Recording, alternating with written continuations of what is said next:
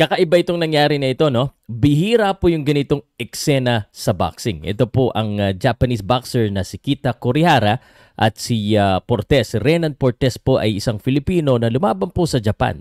Napakaganda po ng pinakita ni Renan Portes pero siya po ay natalo ng boksingero ng Hapon. Ngunit sa laban po ay kumbaga ay hindi po tanggap ng Japanese ang resulta. Kala mo siya ang talo. Hindi po. Siya po ang nanalo via split decision pero siya ang magpoprotesta sa kanya pong laban. Kilala po natin ito si Kita Kurihara dahil dalawang beses po na magkasunod na nakalaban niya po ang ating pong pambato na si Froilan Saludar, isa dito sa Pilipinas, isa po sa Japan.